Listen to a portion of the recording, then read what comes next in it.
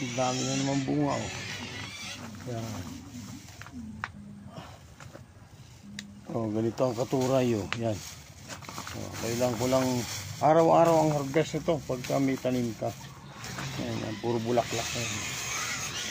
Masarap itong gawing ensalada.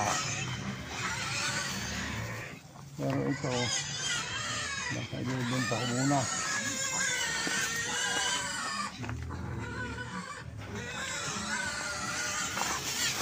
Ibibenta ko na muna sa